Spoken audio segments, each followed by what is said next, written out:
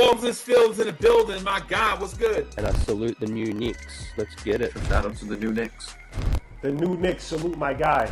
The new Forms and fields in the building. My God, what's good? And I salute the new Knicks. Let's get it. Shout out to the new Knicks. The new Knicks salute my guy. the new Knicks, the organic podcast. Uh-oh. Sounds like it's about to go down in here. Going down. New York City, NYC.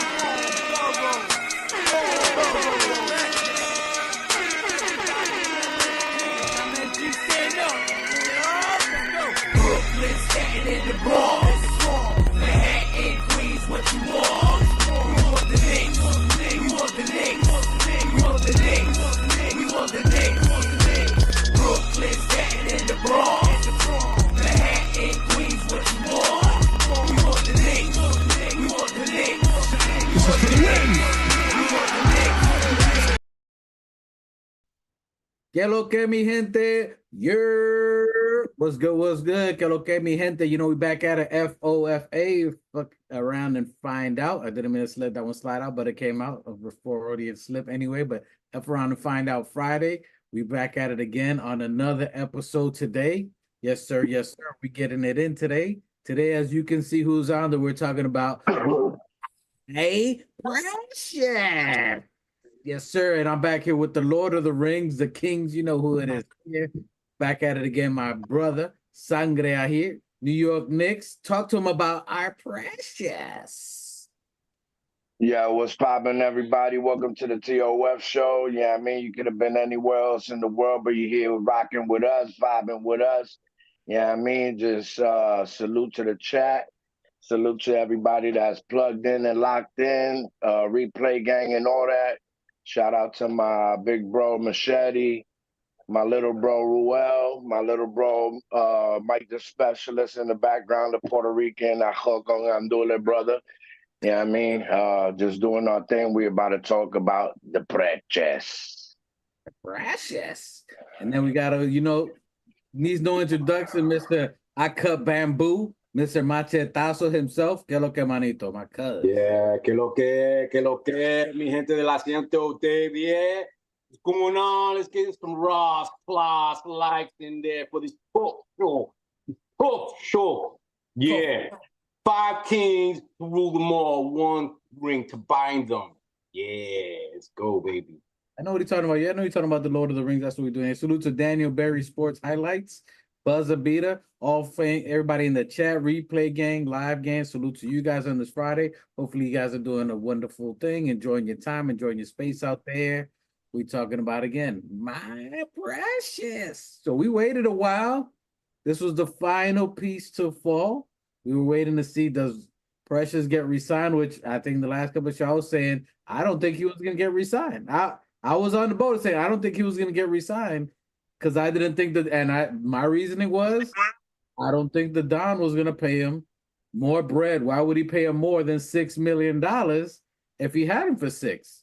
So I wasn't thinking that he was going to re-sign him for more, that I thought he was guaranteed gone because he was going to get traded. And would you look at that? We got him back for the $6 million. I said he was coming back. You did? Yeah, that's what I said. I said he wasn't coming back. You said he was coming back. I believe Machete said he was coming back too. I just didn't believe we were going to get him back for more than $6 million, which technically we were both right. You guys said he was coming back. I said he wasn't coming back unless it's a Don deal on the cheap, which it ended up working out.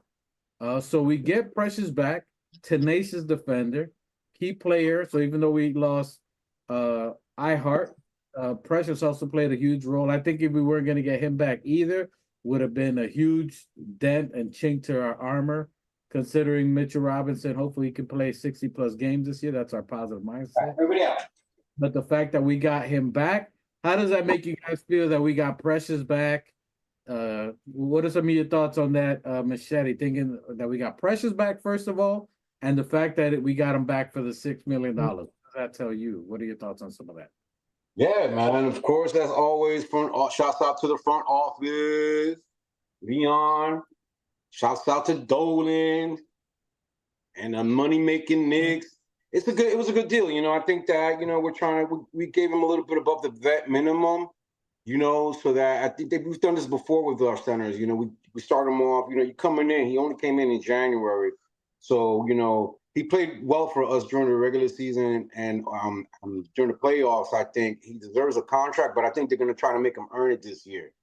You know, guys, it didn't look like they were looking for him. Other teams wanting him this summer, so he's going to have to play up. You know what I mean? This is what this is about, and I think he knows that. He's going to come in prepared, and I think he's going to ball out, and he's going to be bananas. That's how I feel.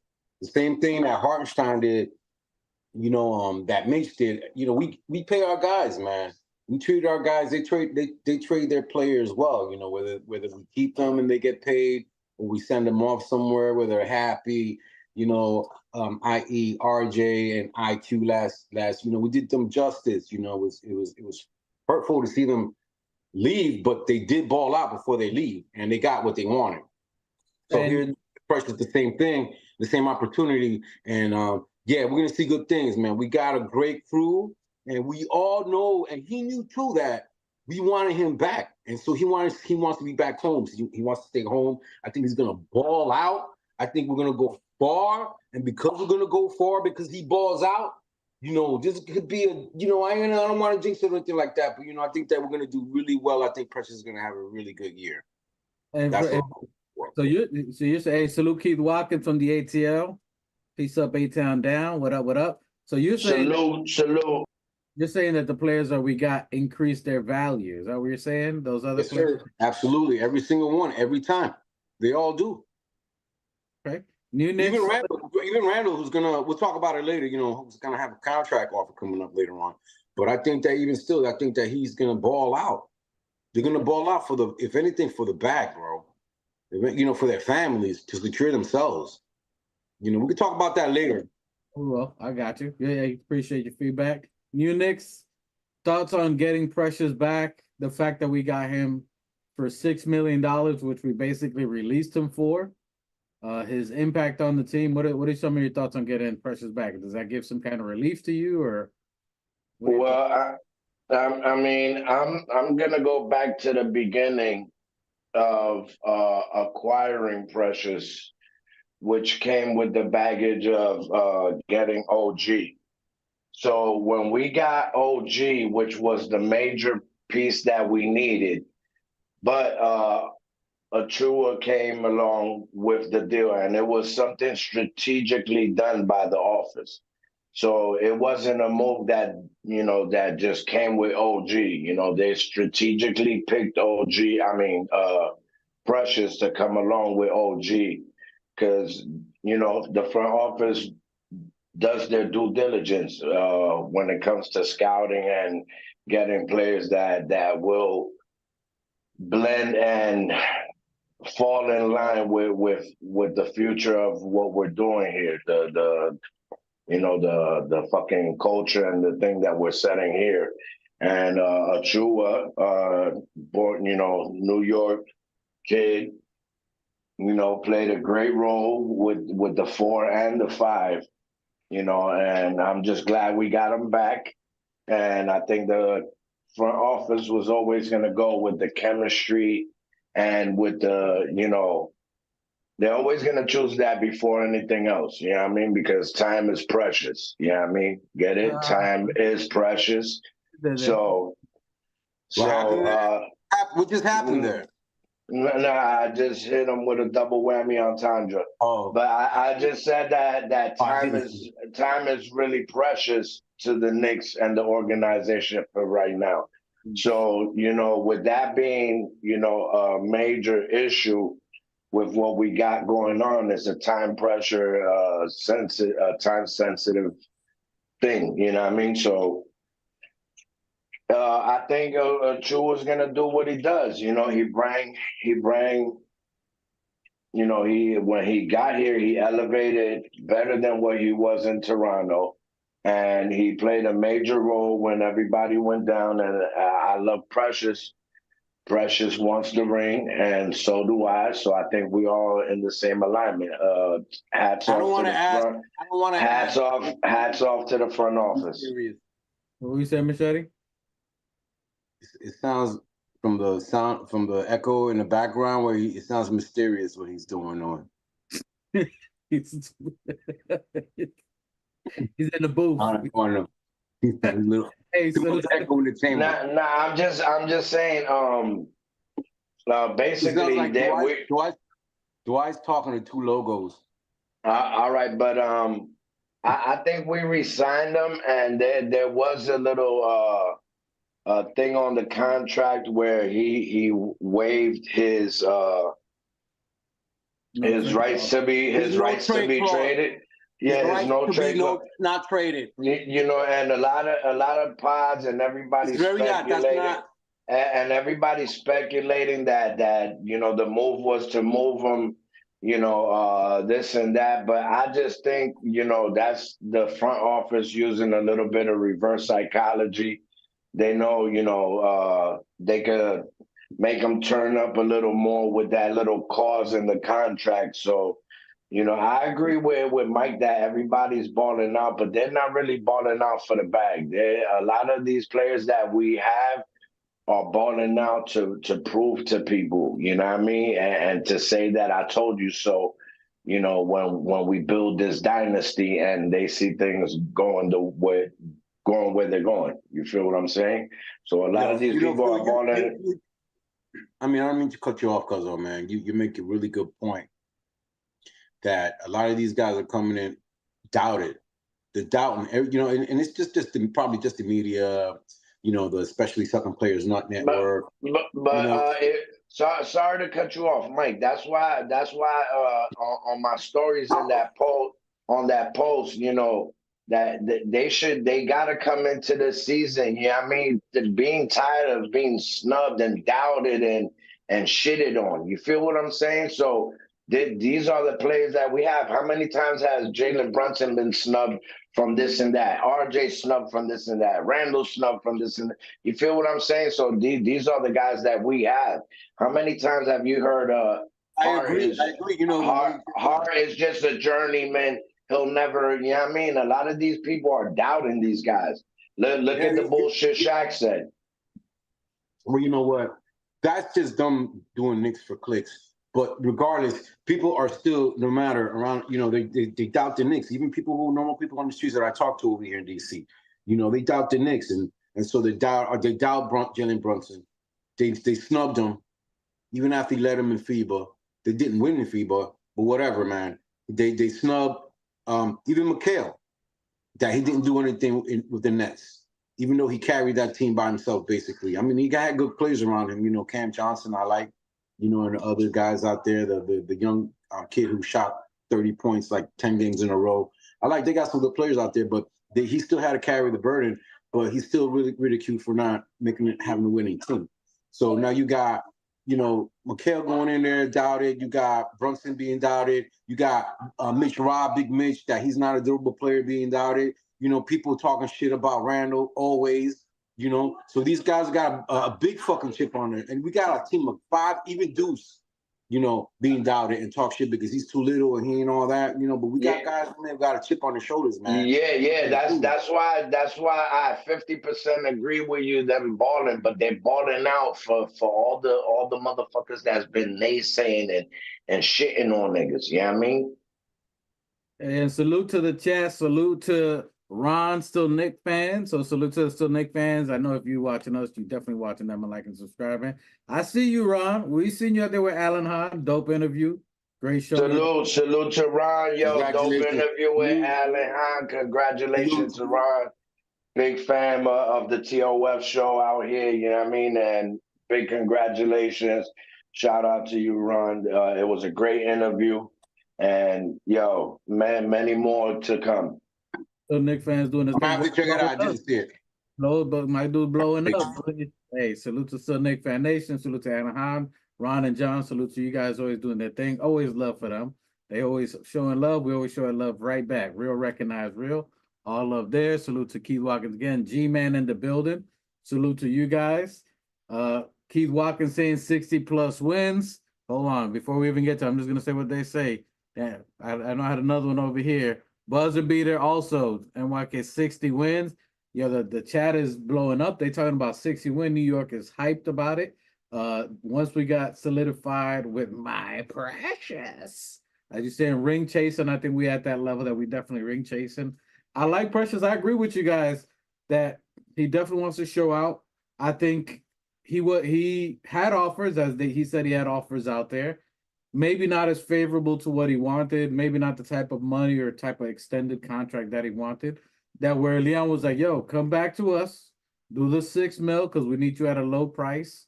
You know, you come here at a low price, you prove yourself, and either we resign you at a better deal after you prove yourself one more year, or you build your value up to what Machete's saying, and then we can, sign and trade you away to another team where you'll get more value, as we did. Sorry to piggyback off of what you're saying. Something that we said in the last part. Once the leader and captain and the second face of this organization, took the lead and took less, he set the tone for everybody else. So, you know what I mean? When it comes to budgeting and all of that, when you got a leader that takes such a devastating hit like that to help out, to show that he rather win than get the bag, that's what should be on everybody's mindset. Forget about a bag, forget about this, get that fucking ring. We want the ring. I yes or no. So I'm going to give a little, and I'm not saying pushback because I agree with you, but the fact that it's smart business and I put in a post too that Jalen Brunson's looking for legacy. Legacy outlasts dollars. Legacy is going to outlast whatever type of contract you're going to get. So he did both. He took less now so it can help the team in the long term or assign immediate talent, help players get here. But let's not be dumb and think that in the next contract he's going to get, he can get way, way more. So he'll get his money back. So good business, smart business by him, and also smart as a player to not get it right now. Still get a good check where you're getting paid, but also you're going to build a legacy, a dynasty, something that's going to build. He's already known as a leader. Or use that money to later on, even for Randall, as we're going to talk later for his extension. But same thing for Precious. That did leave money over for the $6 million that we were able to give him, even though that was a small amount that we were going to give him anyway. It doesn't take us way over the first or gets us close to the second apron, and you still got to be competitive and with someone who already knows the system. Do you think that's probably why part of the reason? I mean, it's probably part of the reason why Jalen Brunson took such a pay cut, probably to get Randall back on, because they see the plan. They see what the destination is, and so we need all our guys. We need big man, dude. I mean, nobody's really gonna value Randall like we do. We love him here in New York. No matter how much shit, if we're talking shit about you, it's because we love you. That's what family does. And you've been here long enough, big guy, that despite what happens, and we've been through your ups and your downs, your emotional swings, whatever the fuck they want to call it. I respect that. You're a father, family coming in, there's other stuff, probably personal stuff going on, all due respect, that you're probably going through, but we went through it together with you because we love it. When you're off, we're on your ass, but when you're on, dude, and we love it. There's nothing, all of you guys know that there's nothing like it in the garden when you guys are balling out like that.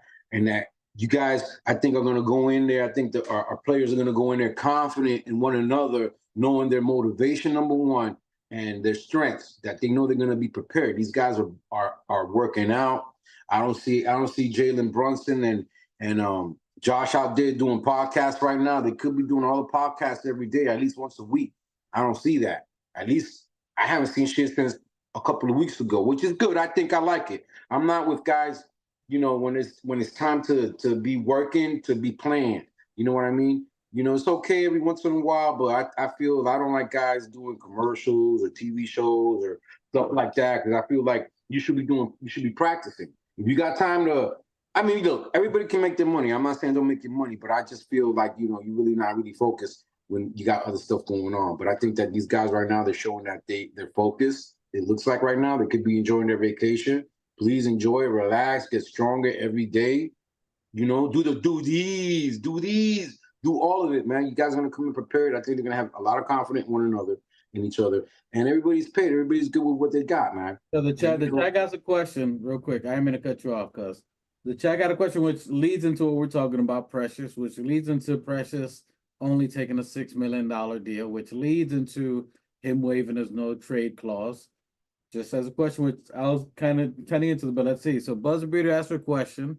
Are any of our new centers qualified enough to cancel or look for a backup center? So I think he's asking, is obviously Precious good enough? Sims good enough? Well, basically, is he saying that if we could run with what we got right now, and TOF going real quick back to Randall. TOF has been a big supporter and a big supporter of Randall, even through the thumbs down year and all of that. Yeah, I mean, so and it's the same thing with our centers. We're definitely fanatics. yeah, we're definitely behind all our players. We like when we first signed Jalen Brunson, people didn't see that greatness. I saw it. We got Sims. I see what he's been practicing and all of that. So yeah, I have faith in Sims. All the training and sessions he's been through with Tibbs. I'm pretty sure that Tibbs has a one-on-one based relationship with every one of these players, and you got the best coach that you could ever get in NBA history. There's someone that he's literally married to the game. He doesn't have a wife, kids, nephews, none of his life is basketball. So you can't get it from no better than Tibbs. You feel what I'm saying? And you see, my bad. You see the reflection of all of this. Last year when we're playing our third string players against starting NBA players, bro. This is like Raw says. This is the league. These are third string players holding their water and their weight against starters. So that speaks a lot to Tibbs, his training, and all of that. So yes, I believe that Sims could start the beginning of the year, have Mitch come in at the end half. Precious could guard for both backups, Randall and Mitch, whatever the case is. We got enough weapons to go into war. Machete, your thoughts on that? On the center? Yeah, and I had said that before, actually, man. I'm looking at the chat where I wrote it down, man. I had, my thoughts together, but we go. I had said we go with Mitch at the 5, Precious at the 4 or 5, backs up Randall and Mitch. Jericho can back up the 4 and the 5, and we still got the Ukrainian, I believe, in the tank, and he might take someone's spot. We're good at the 4 and the 5 spot. We have depth and chemistry still without losing Deuce, Precious, Randall, and we kept the chemistry between OG and Precious, which is very important. We got Batman and we got Robin, and we're going into camp hype, my niggas. To answer that question, I think it's both in a certain extent. So I think we aren't going to stop looking. A good organization doesn't just stop. I think the organization was looking for a starter level center, if I'm going to be honest. Not saying that they don't believe in Mitch, but just someone durable, sustainable. So I think the organization. But realistically, Primo, who realistically was out there, man? So the people I think of, and again, it's money. So if you're looking at Leon, I think they're looking for a starter level center. I'm thinking Brooke Lopez.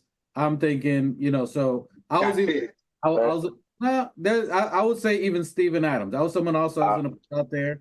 I was gonna do an episode on it, but all this stuff that I like Steven Adams. Those are two top centers that I would have loved to have had a few years ago. All right. Even Brooke Lopez, because he's also from New York. I believe his mother lives in Brooklyn. They were both, because when we had Robin Lopez, I think that they were from Brooklyn, the twins. And I would have loved to have had Brooke Lopez, but for some reason he didn't come out here, and we could have offered him the vet minimum. He's the only guy that I see that would have been at that level where he's an all-star. I wouldn't even call him an all-star, but he has won a couple of rings. You know what I mean? And he's a playoff guy. He's been in a lot of playoffs. He has a lot of playoff experience. So I would have liked Brooke Lopez, but other than that, I didn't really see too many guys out there. And other than Precious that would have fit with us. That would have fit the way Precious fits. You know what I mean? Had the chemistry with our guys and played well against Embiid when we were in the playoffs. But he's not 7 feet. I don't see nobody that would really fit. He's not 7 feet. Okay, so you need a center that's 7 feet. You need a player. Lopez is in a 7-footer? Well, you said you brought him back to Precious. You said Precious. Okay. No, he's not. So you're talking about Lopez. The only reason I'm talking about is Lopez is a defender. Only guy. 5. He can stretch. Not that you want him for that, but he's a defender. He's a good passer. He would fit. Good off. He can shoot the 3. He's an iHeart. He's won 2-time NBA defense, so he's a defender, top defender. He's older. He's older, but you don't need him to do a lot. Guys. Well, when can I finish? All right, we're talking about this center situation, right? So we're talking about the front office. Mm-hmm. The front office, when they make a plan, right?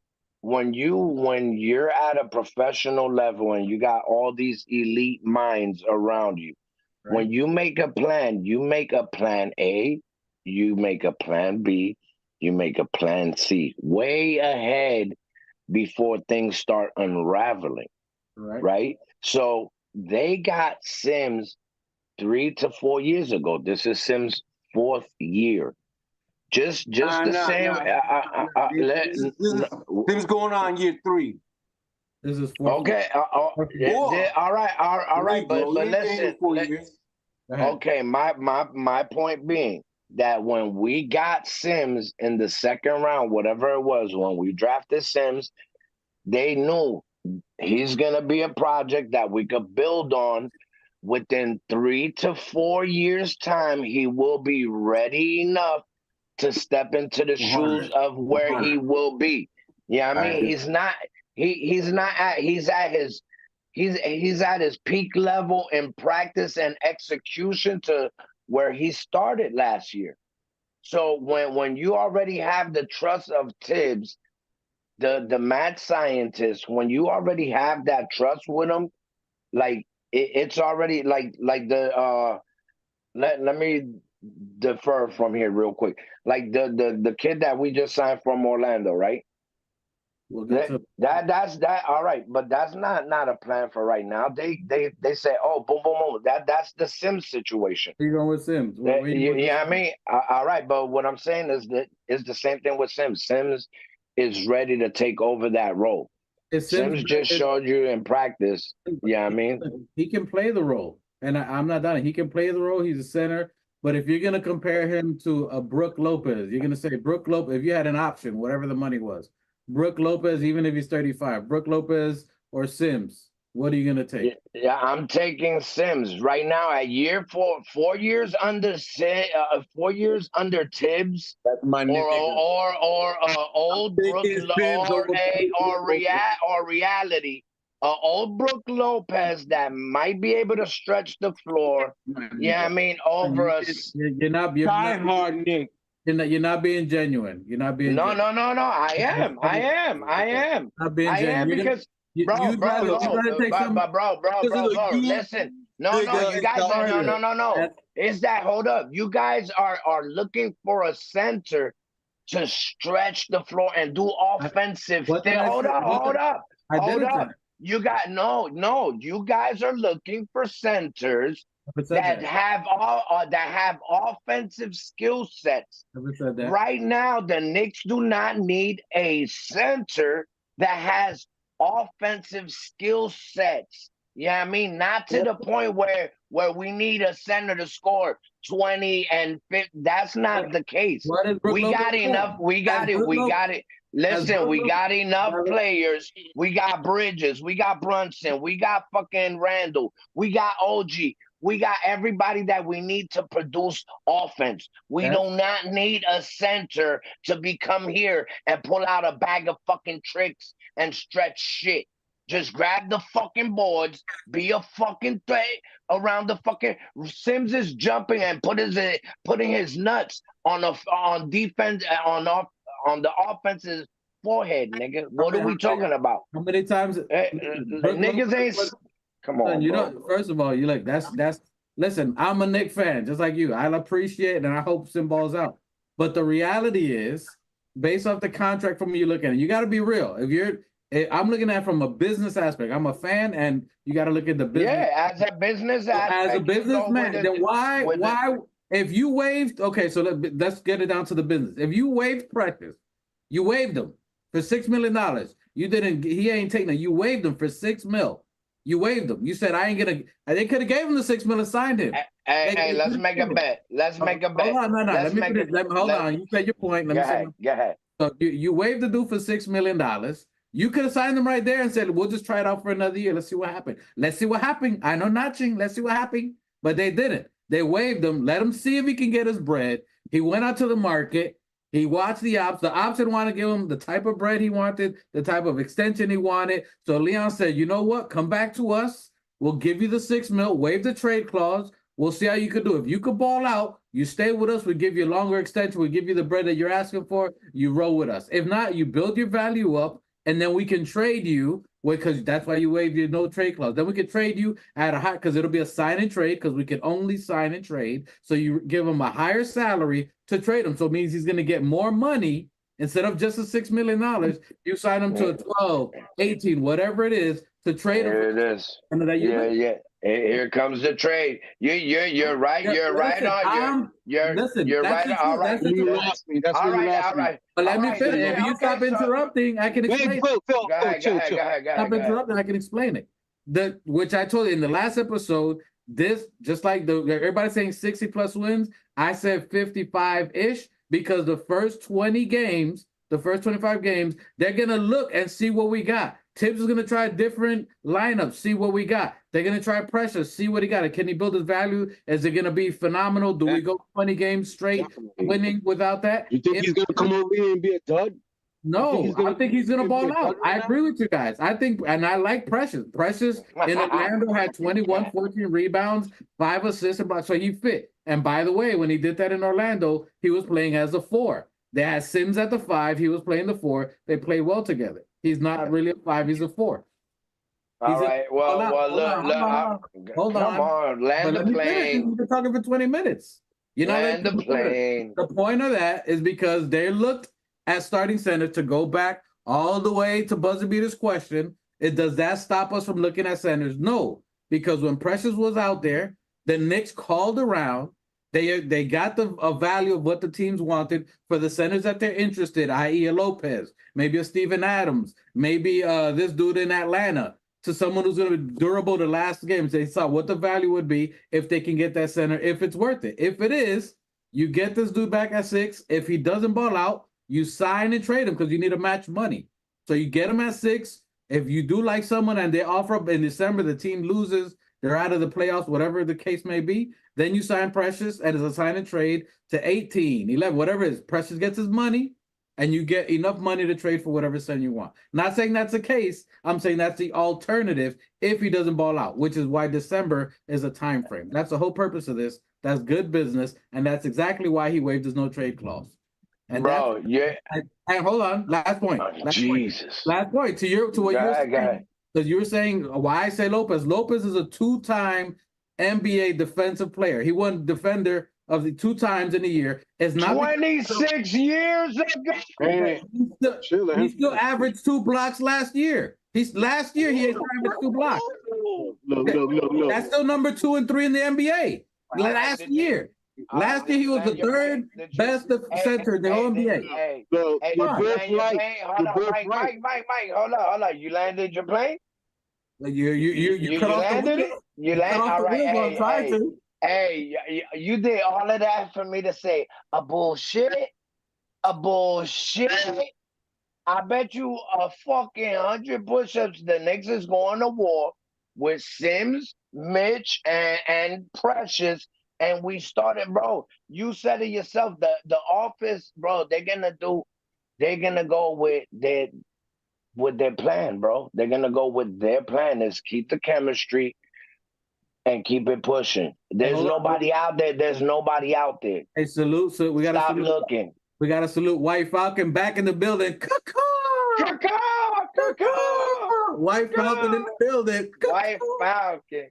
Long time no see. We found the bird. He came back from the south, came flying down. Hey, he came with one wing. Salute to White Falcon. Salute. You guys, the Salute both to of you White are right. Falcon. I hear the both of you. I hear the both No, of you. no, you don't. No, hold on a second, Phil. You gotta let people talk. Dwight did make a good point. You can't. I understand where you're coming from about Sim. You're a diehard Knicks fan. He's a Knick. He's a young guy. He's a stronger body. Now, at this point, he's younger, more durable probably than Lopez is. You know, but you cannot underestimate Lopez. This is a fucking guy who's played with a lot of teams and has a lot of playoff experience. And there's an old saying: young muscle versus fucking old muscle. Old muscle's gonna win every time. Old strength. Fuck out of here. Old strength will win over youth every time. Because I'm gonna tell you something. Old strength may not be as strong, but there's something more that comes with strength. And that's knowing how to fucking use it. Hey, And that's what bro. Robinson. Wait, that's what Brooks has over Sims. So I agree with Dwight. Now, the flip side is that Sims doesn't have the experience that Lopez has. So we value Lopez for his experience, right? And his strength. And that dude can shoot the three. And he makes a free. First of all, hold on, come on. Everybody make your free throw. If we're gonna win, I want to see a high free throw percentage. I don't give about any other stats. I don't care about your fucking rebounds. I don't care how many points you make. I don't care about none of that. I want to see free throws up on everybody.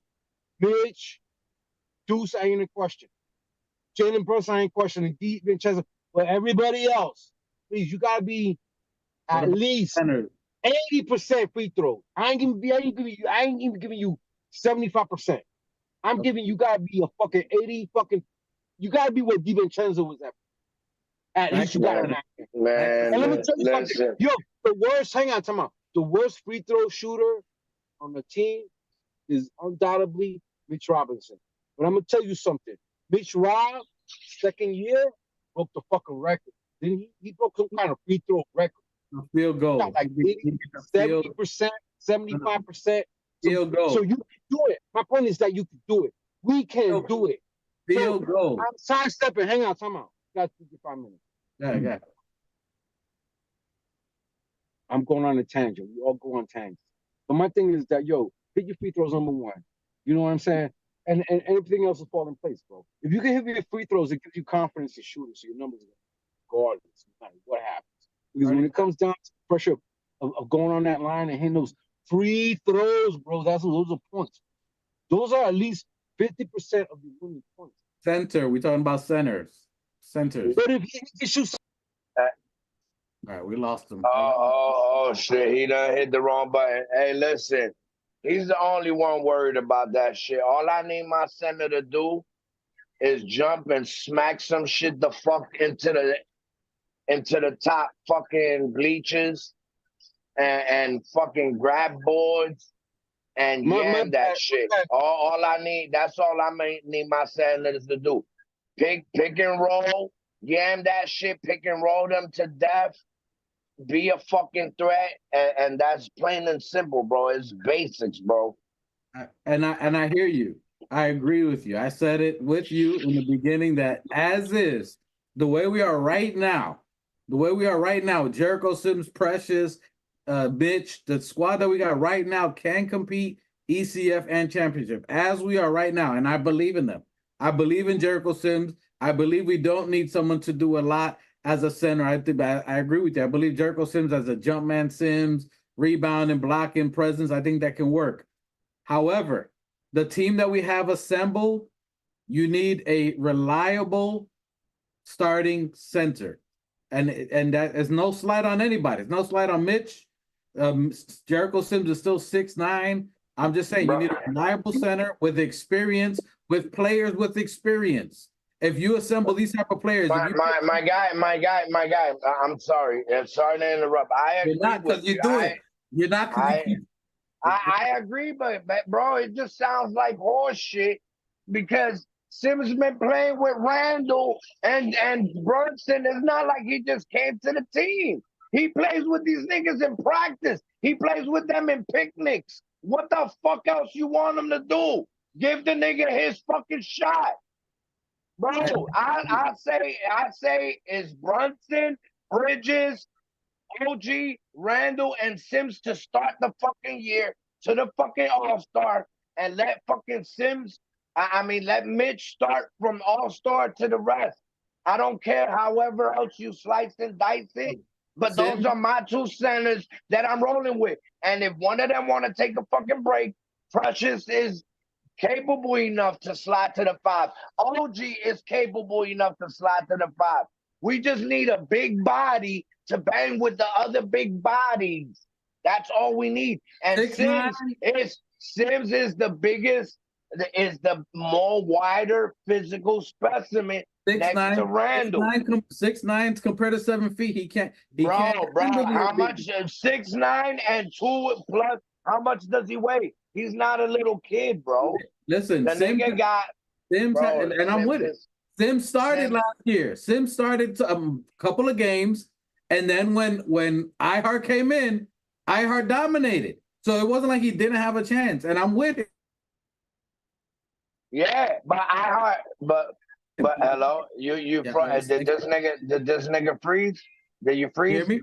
All right, yeah. You froze up a little bit, but Dwight, but iHeart exploded because we had no other offensive weapons to create like that, my G. That's why Hartenstein did great. He did great because OG wasn't there as much. Randall wasn't there as much. We didn't have Bridges. Yeah, we had.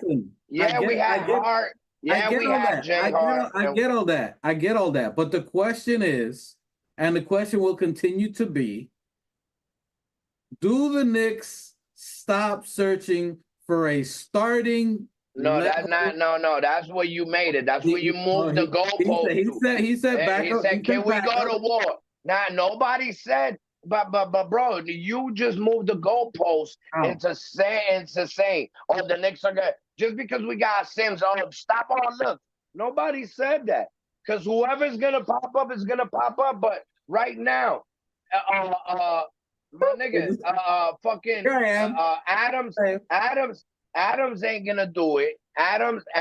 Bro, we don't need a veteran center to say, hey, why don't you be more vocal? These niggas know that, bro. Look, Steven Adams is exactly what you're asking for. Steven Adams is practically 7 feet, an experienced center who he doesn't command offense, who supports, sets pick and rolls, defends, and rebounds. Steven Adams, I don't want him. He's better than Sims. He's not. It's just come on. Look right on him. I can respect homers. Hold on. I can respect homers. I can respect fans. But delusional is one thing. That's being delusional. Hey, listen. I might be delusional. So Tibbs is delusional with me because when Mitch went down, the starting iHeart had. I'm pretty sure. I'm pretty sure Tibbs saw iHeart's game before he let him start, right? iHeart was on the team. iHeart was on the team. Hold up. iHeart was on the teams, and Sims was on the teams when Mitch went down. iHeart skills never left. I'm pretty sure Tibbs knew all his capabilities. Tibbs went with Sims because Sims is the next replication of what Mitch does. And then what happened after that? What happened when iHeart got in the game? He saw that he can do more with a center who's 7 feet and can block, can rebound, can assist, pass, and shoot. Someone that has more skill. Someone that's a bigger defender. A 7-footer who defended against the... I mean, shit, we might as well get fucking Joakim Noah. Look, man, guys, you guys are arguing. You guys are making good points, but you guys are going to... It's not an argument. The point is... Hold on a second. Time out. Can I just say something real quick? I don't want these dinosaurs. The thing is that we're beating this shit to death. Right. The point is a true, bro. We got the guy who was always the guy, bro. That's all there is to it. And we love him. Last year, that was the guy. You know, you both was always the guy. That's why he was the focal topic conversation for the last fucking since the end of the fucking season, bro. We're gonna resign him. We lost Hartenstein. It was more of a conversation.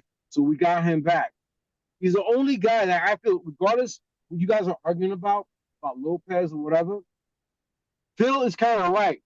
I agree with what you're saying in that his veteranship and his history in the NBA.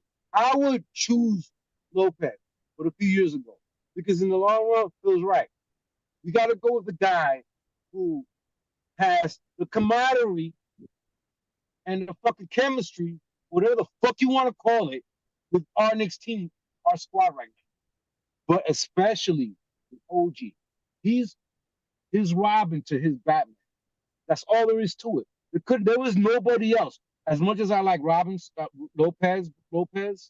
he would have been, or Steven Adams, bro. But yeah, a few years ago, man, after this injury, he not only was injured once, Adams. He had 2 injuries. Or he had a surgery. He was out for a whole fucking year, a whole season and a half. Oh my God, bro! We haven't seen him since we seen Ja. That's why you haven't heard from the Grizzlies. Yeah. Listen, what I'm saying in the end, bro, Phil, is I agree with Phil. We go with Sims. Go with Mitch, and we go with fucking. How long? Let me say one thing. My guys, I just got goosebumps just thinking about some shit. Bro, if we just unlock the key to the pick and roll and lobs with Sims on the offense, my guy, if OG or Bridges, one of them niggas connect with Sims on some facts, like there's a lot of people talking about, when Jalen Brunson's contract is up, we're gonna want John Morant, bro. If we unlock Sims can be our John Morant. Like what? Why do we keep looking for shit that we got right motherfucker here? Nigga, all we gotta do is unlock. Hold on, time out, Phil. You just said Sims could be our John Morant. Like elevation over the rim, yes. Not as point guarders, but as of having a player that could be unlocked, nigga. Like when Chris Paul used to throw lobs to fucking Griffin and the center.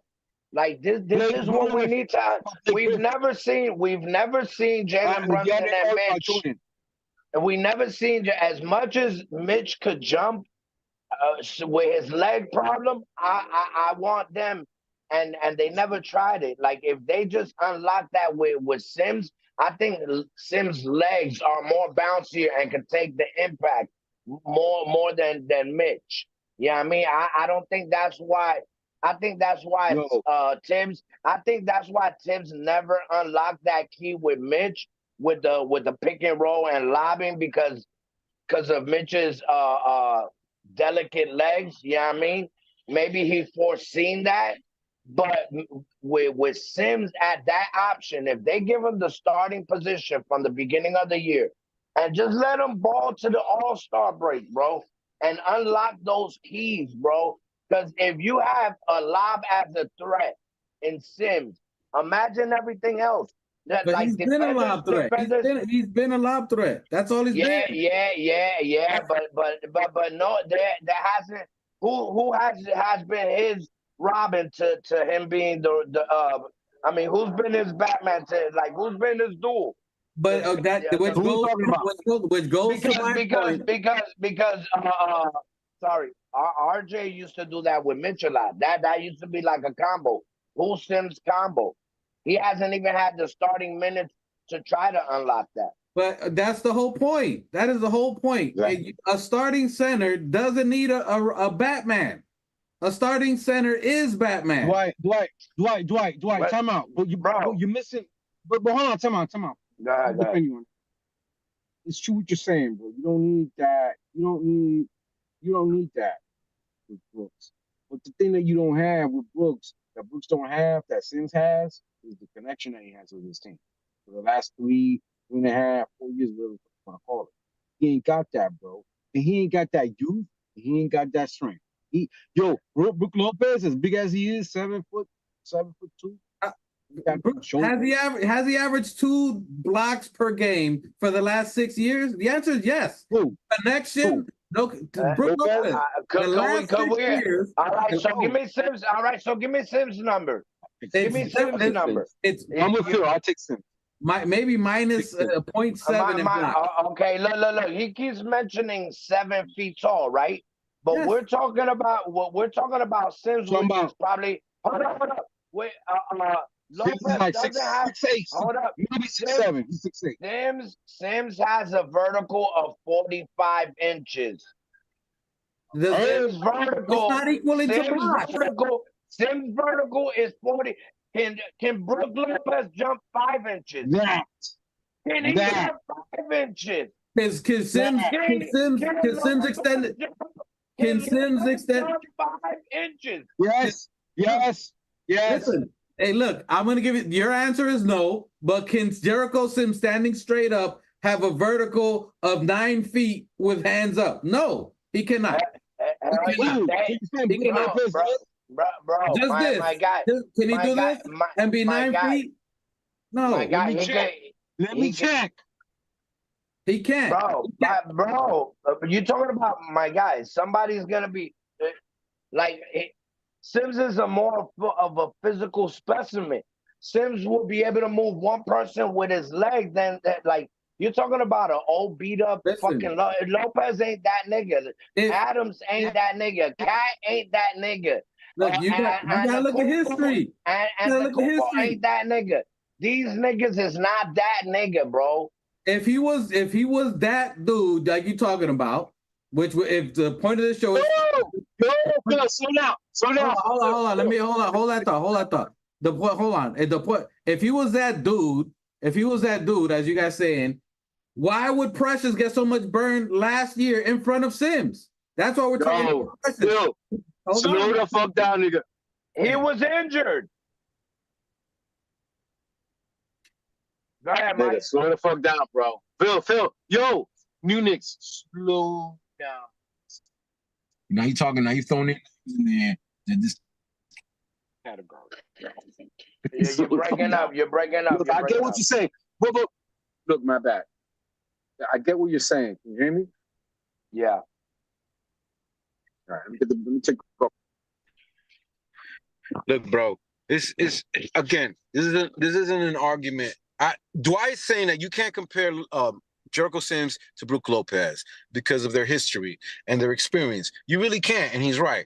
But you're right, and also that physically, right now, and not only for me, it's also the chemistry. Right now, the guy is Sims.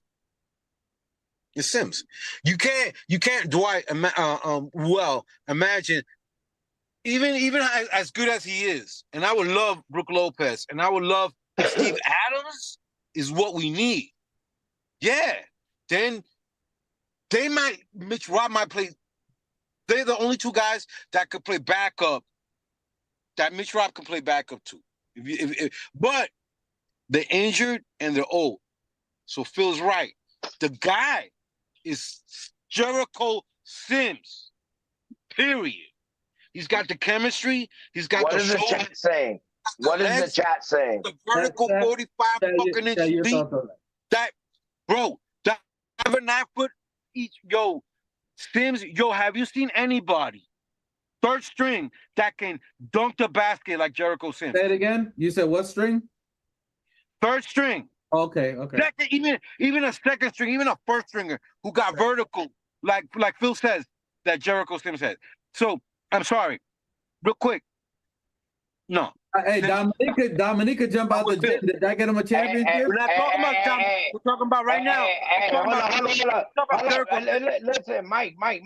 Even if we bring a new center on, that new center's mentality is going to be third string to Sims's first string chemistry with the team. So what are we talking about? Third string. A veteran. Nigga, he starting has a veteran Well, relationship veteran with his person. player. Hold on a second, Phil. Is it Dwight? Ruel. Is a veteran person gonna have really more chemistry than Jericho? A veteran. If you get a veteran center with experience in the NBA, you do not. You're telling me that Brook Lopez coming in with the Knicks is gonna have more chemistry with our Knicks. I don't even think it's just saying more chemistry. I think you're saying that he's gonna know where to be and plays and shit like that than over Sims. That's what we need. That's what we need. Look, ideally, the answer is Mitchell Robinson for sure. The reason we're even talking about, or even they even went looking for centers, the only reason we waived Precious was because we were going to look at someone. We need someone consistently available for 60 to 70 games. That is the one Achilles on Mitch that it is, and we love Mitch. Bro, but then Brook Lopez is the guy you're talking about. Nuggets. Holy fuck, nigga! One day I'm gonna be able to finish a sentence, so y'all niggas can't hear my shit because you guys always saying things. Nah, finish your point. Go say y'all niggas had all this shit to say. Say. I'm just telling you, no center in the NBA is giving you 60 plus games. Brook Lopez played it last year. You guys are just making shit up. You got internet. Bro, how many games did Brook Lopez play? Bro, the nigga played the whole season last year. What do you guys? He played 82 games? Bro, look at the stats. The whole point is someone who can play longer than Mitchell Robinson with experience.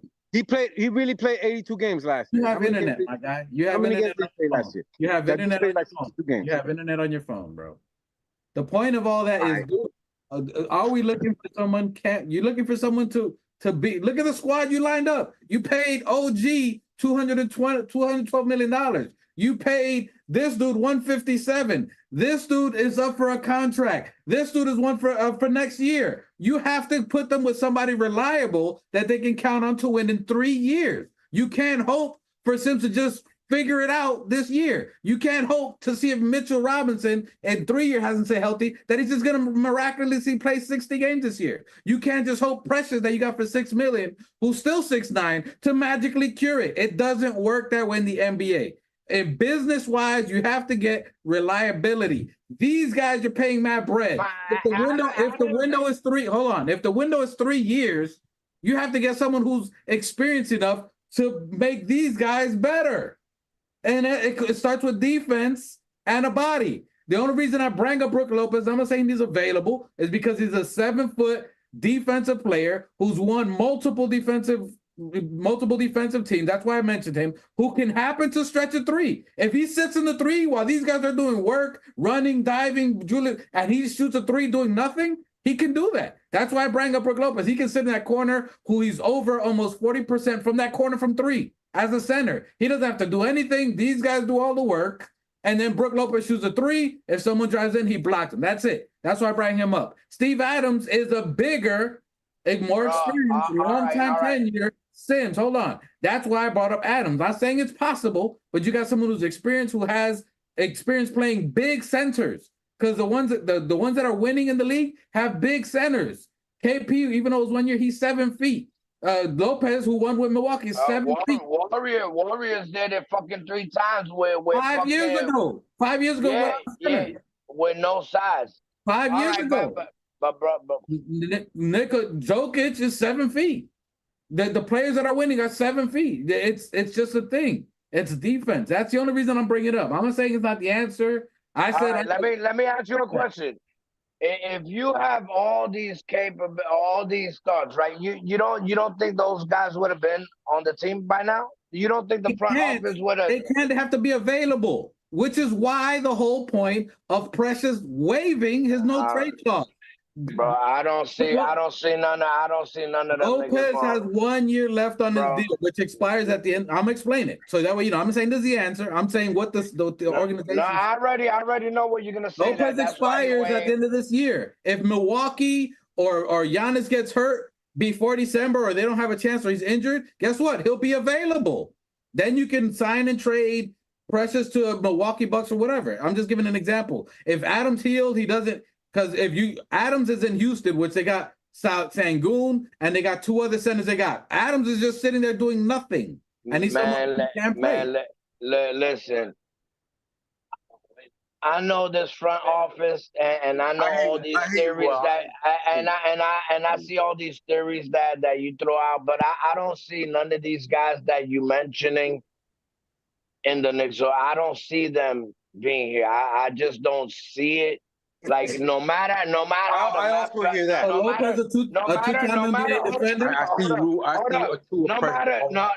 how the maps up. You say don't fit? My dude, I rather them go for Bobo and bring Bobo in first. Do they fit? No, not in my eyes. Brook Lopez, 20% from three, two-time All-NBA defender, doesn't fit the system? Too old. No, too old. We got young legs running, my guy. No, we got young legs running. You don't need him to run. You don't need him. So you just said it. You don't need him to run. You don't need him to do but rebound and block. Didn't you say that?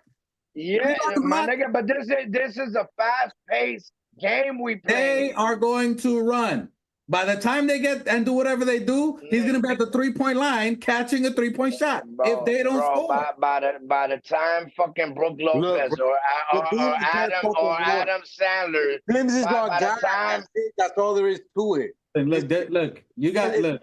Listen, I'm a homer. I like my team. All right. What's the chat saying? Yeah. If we can get those guys in January, fuck that. I don't want them. And maybe but I do hear what Dwight's saying. If we can get those guys, if they can be healthy, but Dwight, Phil, time out. If we can get if those guys can be healthier in January by that time, then I would love with Steve Adams. I would love it. Hey, I can't wait to come back to this video. Hang on a second. You know what? I also think that if he stays healthy, Achua is gonna ball out, not just for January. I think he's gonna ball out through January to the point where we're gonna be like, we can't trade this guy. We can't trade him. We're not trading. Even if he balls out to the point where this guy is balling out because he's gonna go somewhere else. Now that's up to the organization, and that might be up to the player. But I don't see that being up to the player in New York, balling out, knowing he's gonna get paid if he can go into the postseason with the Knicks. I'm gonna prove it to you. The last 3 years, I see two balling out for us. Listen, the last 3 years, 3 out of the 4 years we've been in the playoffs, the last 3, the first 20 games, Tibbs always assesses his team. He assesses a rotation. And if he likes you, whatever the case may be, i.e. Evan Fournier, i.e. Kemba Walker, i.e. R.J. Barrett, and with those 20 games, guess what? The organization made a decision to move on from them. When it was Evan, that he was out of the lineup, Kemba, he got traded, R.J. and IQ, they made a decision either they're going to re-sign him or trade him, and guess what? They got traded. December timeframe. That's how we got OG. And I said it's an evaluation year from the first 20 games or up to December that the front office and Tibbs are evaluating if he needs to ball out. That's the whole reason he got but he can ball out. If he doesn't, he's gonna be on the trading block. Doesn't mean that we don't I don't want to be successful.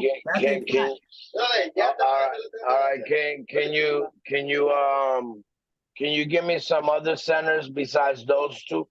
Because I'm not. If this is the front office, bro, I just don't see them fitting with this team. But even if the math is mapping, it's just the age gap is not fitting with me right. And I don't think the front office is gonna. Can you give me some more centers? Listen, give me the top 20 centers. I'm telling you because I went through myself. I combed through all 30 teams. I looked at all the centers that are available on there from beginning and who's tradable or who's not. And the only ones that fit first are we always talk about money and fit. If it ain't those two things, it's never going to happen. These players are on an expiring contract, i.e. number one, that they're veteran centers who do very well and fit our system, defense, rebound, presence, and everything that we look for as a starter, typically durable, typically. Yes, they had injuries. Yes, one's older. Lopez is probably the oldest, 35 years old. However, in the last 6 years, he still averages 2 blocks per game and close to 40% from 3-point on the corner, not having to run.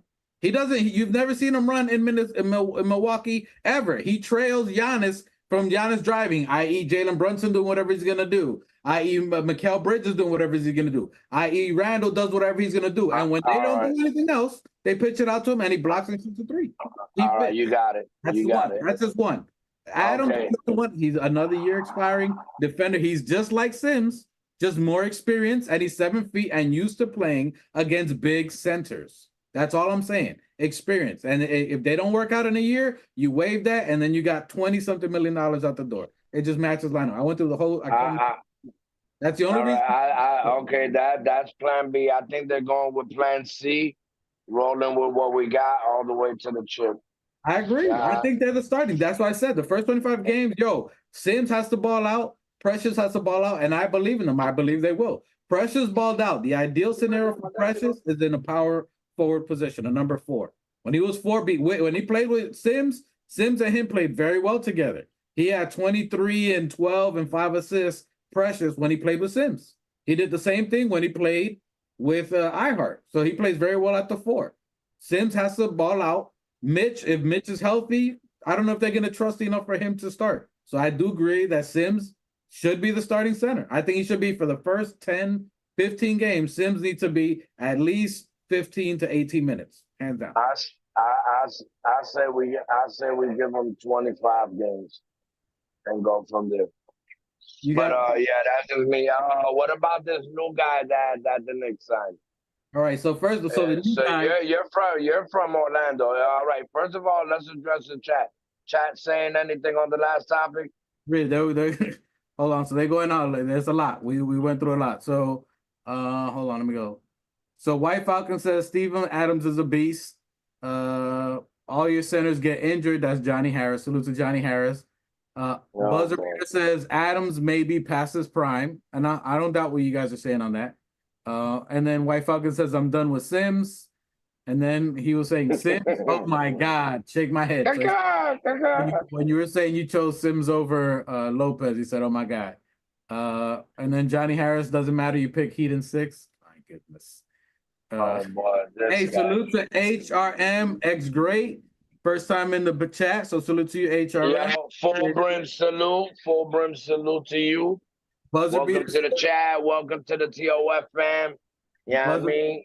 Right. Make sure you hit that subscribe button and join our crazy ass in our arguments. While and always. Buzzer Beater says comparing Sims to Brook Lopez is like comparing Brian Gumble to Malcolm X.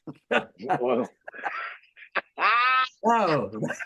Sims to Lopez. Wow. Okay.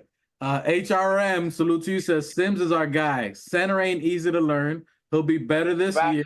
And if he puts it together with his athleticism talent, it's a wrap. So Hey, listen, I agree. Listen, the 2 hardest position in NBA to learn is the point guard and the center position. Those are the 2 hardest. That's why, like, they don't throw niggas in the fire like that. And I agree, and I'm with you guys. I agree. I'm just saying to doubt a player under Tibbs' tutelage for 3 to 4 years, that's wild, boy. That jumping ass. We might as well. Hey, his new nickname is called Jumping Bean. Jumping Bean Sims. Listen, that's fine, but just like we did with why did we get rid of RJ and IQ? Not because we didn't like him. Guess what? Because the timetable changed. They were a day late and $1 short on their skill set and their execution. That's not the case with Sims. Sims is not. If he was that dude, he would have taken over when he got the starting role last year. But iHeart took over. When iHeart took over, you didn't hear from him, regardless injury or not. He got injured too. It's not like he wasn't injured.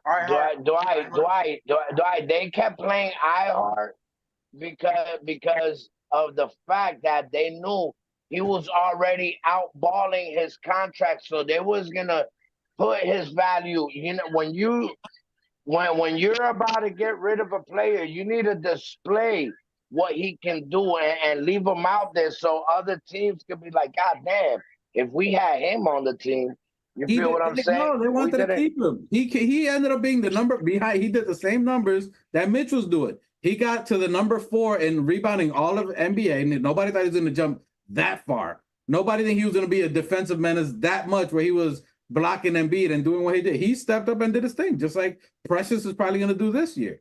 They didn't expect him to take that big of a leap and outplay his contract. I mean, but when you have players like Jalen Brunson taking charges from freight trains, and you got Jay Hart jumping and hustling and diving and punching and grabbing rebounds.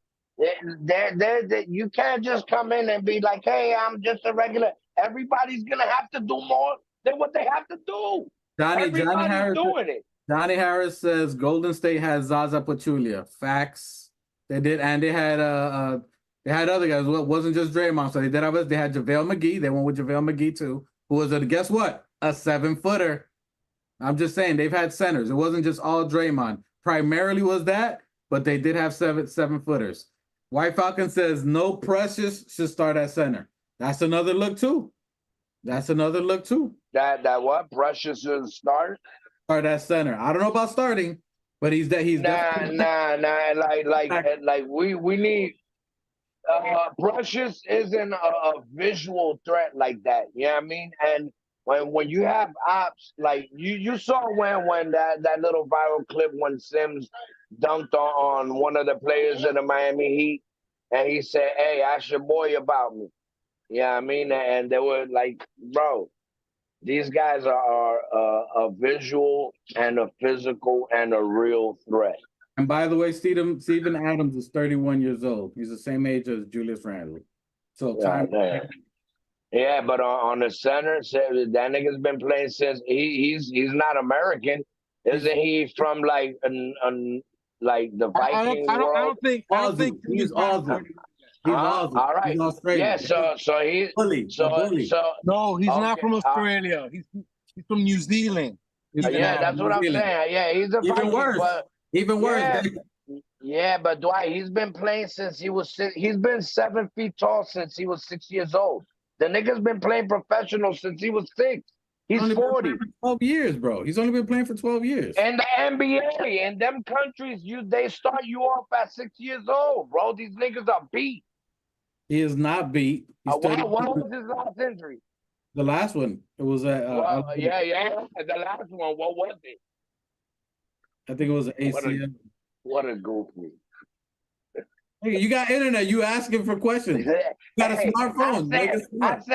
I said, what was his last injury? You said, yeah, his last one. He had a strained ligament in his right knee. A strain. Not a tear, not an ACL. A strain. A strain. In the knee, not in his fucking cheekbone. He's not a jumper. He's not a jumper. He's not a jumper. He don't need a dunk. So why do we want him here?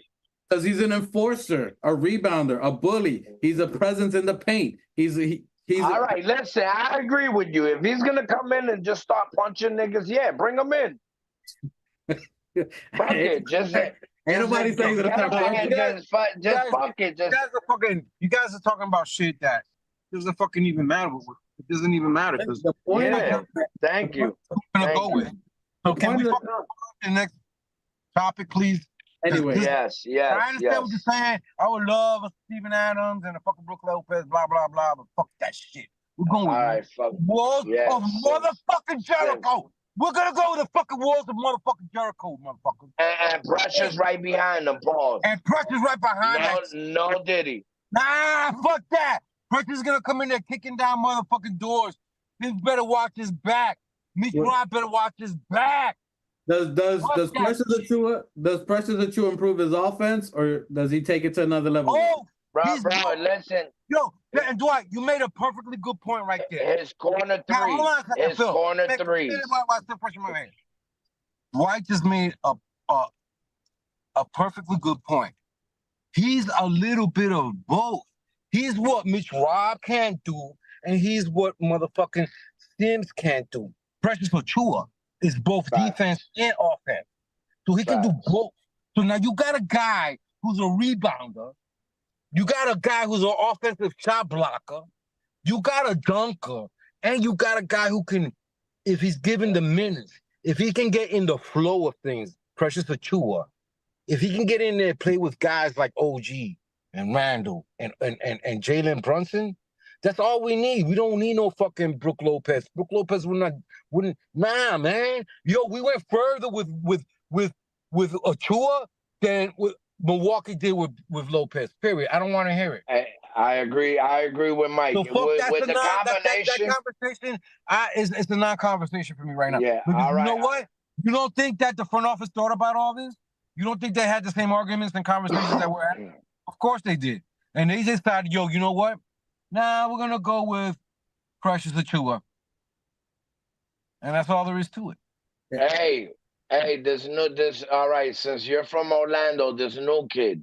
I'm gonna go with you. I'm gonna go over with you. So first of all, okay, you're gonna say his first name like a Chicano talks to his girl, like he says, "Hey babe, what's up, ma?" And then she says, "Who you talking to?" He says, Chuma. That's his first name. His name is Chusma. That nigga. It's Chuma. That's his first name. Chuma. Oh boy. Okay. Oh boy. And then his last name, you say it like someone that did you dirty. They try to play you, and you know they did you peep game. You know they did you dirty. You say, okay. So it's okay. Okay. So it's Chuma OKK is how you say his name. so that nigga, his nickname is Johnny Keke. All right? Fuck all that shit. The nigga's new nickname is Johnny Keke. What's popping with Johnny Keke? Johnny Keke, aka Chuma OKK. Yo, both is a fucking funny ass Dominican niggas. So Chuma Keke? Okay. Chuma Keke. Nyanyi Keke. His new name is Nyanyi Keke. Oh my That's God. gonna be his fucking title from now on. So Nyanyi Keke, for those of you who don't know, is a Dominican delicacy that we do. Is we make dough and we fry it, and I'm sure there's all around. It's probably our roots from African roots where we fried fucking dough. It's like a fried dough pancake. It's like elephant ear. It's like elephant ear, and kind of like. Anyways, but Nyanyi Keke, that's what we're gonna call him. Dominican delicacy. So Johnny Keke, aka Chuma OKK, he's about 6'10". He was drafted number 16th overall by the Orlando Magic. He was actually supposed to be a top 5, top 3 recruit at the time, the draft class when he came out, but he got injured in the school. He had injury, so he dropped in the draft. Orlando got him, and the thing with him, he's been a little injury prone, but he's a defensive menace. He's great at steals. He has great timing. He's very good skill wise. If he can stay healthy, which that's the big thing with him. That's why either teams were scared to pick him up. They see red flags because of his health. But if he can stay healthy, he's someone that can be a menace. And basically us giving him that 10-day contract was a way that the Knicks can bring him in, practice with our team, and so the doctors could take a look at him and say, hey, is this kid worth taking a flyer on when they look at our doctors? But the kid is nasty. He has definitely a good skill set, good at three. He's a good three-point shooter, very athletic, got a good first step, but defensively, he's super dope. He definitely fits our culture. He's someone that can fit in. I would like to see him, if he can stay healthy, him and Toppin as a young Bucks, the next dudes in will be dope.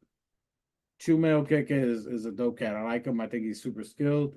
I think he's a low risk, high reward type player, which as our front office is looking for, we got rid of 7 picks for Mikal Bridges, so we don't have a lot of resources to go after draft picks. So you got to try to find treasure, wherever you can. So I think Chuma Okeke is that type of player where you can get him at low risk. Basically, we got him as a 10-day contract. You don't really have to pay him. He doesn't affect your first apron, second apron, or anything like that.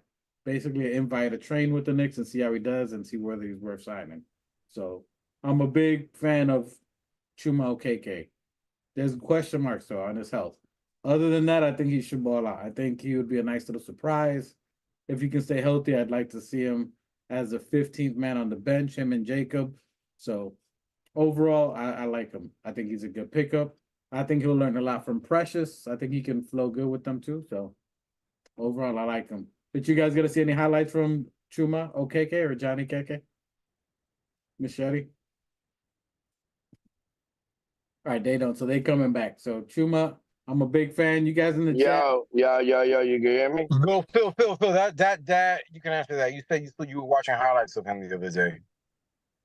King Ruby says he's 6'7". I missed that. I thought he was 6'9". If he's 6'7", 6'7", bro. I think he's bigger than that. Good. I feel. What's this cat's name? This kid that came that we gave away to Atlanta, that came from Atlanta. That was R.J. Barrett's boy. I forget his name. I feel that. Do you know what I'm talking about? This kid that was R.J. Barrett's boy that we had and we traded him away. He was with us, Los Angeles. You're talking about Cam. You're talking about Cam. Not Cam. Cam Reddish. Cam Reddish. Yeah. Cam Reddish. I get a Cam Reddish feel. This kid, from what I hear, from what people are saying that know of him, they like him. They like his defense. They like his high pick. They like the way he is when he's healthy. He's been healthy. He's been unhealthy the last 2 years. So if he can be healthy, what I get, the sense I get from the people who do know him, they like him like well. I need cigarettes. Now, you came in earlier. New Knicks, you came in earlier. You said that you saw some highlights of him, and you were fucking beaming, bro. So I feel that he has high prospects. We'll see if he can be healthy. Now he's on a 10-day deal. That's it. No, he's not. He is on a 10-day. He is? Yeah. Yes, he's on a 10-day. He's on a 10-day contract. That's it. So that means that they're trying to see what he can do in 10 days if we need him as a backup. Really. Because we just got more backup. We got a guy who's better defensively, according to Ruel, according to others. He's 6'7". We basically, we've added height to Jalen Brunson, DiVincenzo, and Josh Hart. So we got our main guys. We got the heart of our squad, JB, Josh, DiVincenzo, Mikhail, and Randall. And we added Hyde. And Bridges. With Mitch. Bridges. He's on the count. We got so I think we're at we're not a small team. We're not a super tall team because we don't got a lot of tall players. But we're kind of like going into a small, medium to we're like a medium high going tall team. You know what I'm saying? We're kind of like we're somewhere in the middle. I think our guys average overall. I think maybe everybody's 6'6" overall. Everybody combined. If you're not including Mitch, maybe you're adding 6'8". Everybody combined. The way we are structured right now. So we've added more height, I think, and depth to our squad, which makes us more dangerous. So once again, credit to the front office, credit to Coach for listening to what Coach wants now. Coach got a contract. He's going to be here a longer time. We got to give him exactly what he wants because he has the formula. Regardless, two people got the formula. Leon has the formula for the players, and Flip's got the formula for the players that got to be on the court that he wants to guide to where he wants to go. And we all know Flip's wants to win no matter what. And so now we have a squad with a leader like Tom Thibodeau who only wants to win. We're all about winning right now going into the season. We're all about winning right now. Yeah, going into January, we're all about winning right now. Going into after the All-Star, we're all about winning right now between the All-Star period and the playoffs. Because that's when it's going to get crunk. Yeah, but you know what I'm saying? And then the playoffs, we're going to be ready because, Vince only wants winners, bro. We're going to win, bro. We're going to win. We got winners right now. we got a little bit higher, a little bit deeper, maybe a little bit stronger. We don't know yet. We don't know yet. I'm not gonna go overboard, make predictions and shit like that, because I don't like doing that. Because in reality, if other teams got better, they got better squads. We gotta give them their credit. We gotta give them their flowers, whatever the fuck you want to call it. They're gonna I'm rolling Knicks. I'm still Fuck rolling. out of here. Fuck out of here. So what are your thoughts on OKK, to go back to that point, because you guys are going to playoffs. We ain't talking about OKK. But OKK, Patcom, Daddy A, Jacob Toppin, Kolek, those players are, if we even keep Kolek, if we keep any of those players, those are the next hand in the ring after these guys. These guys are the next 3-4 years. We're looking for talent after these guys. Patcom Daddy 8 is a future player that in 3 years, he'll be a baller. He's 6'7", 18 years old, young. Bro, 3 years I old. didn't even think about that guy when I went on my rant. I didn't even think about our recruit. I didn't even think about No, but we got 6 footers. We got everybody we got right now. Right now, all the new guys we got are taller than Josh Hart. But guys, this is what I'm trying to. Mikael Bridges' height. Listen, that's what we got right now. This is what I'm trying to say. Just what you were alluding to, Dwight, Ruel. Listen, like all those guys that we have now is the crop that comes right. Like they're supposed to step in and take over for these guys. So it's the same thing they did with Sims and all these other players that we developed. You feel what I'm saying? That's why I said right now I think Sims is ready to take that step, because he's been through the process of where this new guy from Orlando is, the new kid that we just signed, the rookie. You feel what I'm saying? He already went through those processes, and that's why I say, you know what I mean? I think these guys that they're getting right now, like this young kid from Orlando, the rookie that we just signed for whatever mil. I mean, if they move them, they move them. But I see them strategically stashing these kids away to be the next generation to come after what we're building now. Yeah, I mean, again, we have to. They're looking at whatever they can now, because again, we gave away 7, 6 first, whatever it was from Mikael Bridges, 5, whatever it was 5, whatever it was. So you have to look at talent and get at whatever you can, and it says different cheap talent that you can get without giving out a lot of money. Bros, we gave away 6 first round, 6, 5, second round, 6. I think it was 5 first round players. That's a lot. 5. Yeah. Yeah, but Mike, at the end of the day, even if we gave them 8, right? All of these are gambles. Bro, but I agree. I agree with what you're saying. Even if we gave away 8 first round players, we made up with it with the veteran players that we have now. They may not be, I'm talking about experienced NBA seasoned. What I'm looking for, seasoned NBA players, guys who got 47 playoff wins. Guys who got where are you looking for them? What do you mean, from bench? The NBA? Hold on, 4 years experience in the NBA. Even though 2 of those years he may have been injured, it's still a kid who was highly drafted. OKK, Joanna OKK was highly drafted. Prospect injuries happen. Yo, Randall went through injuries.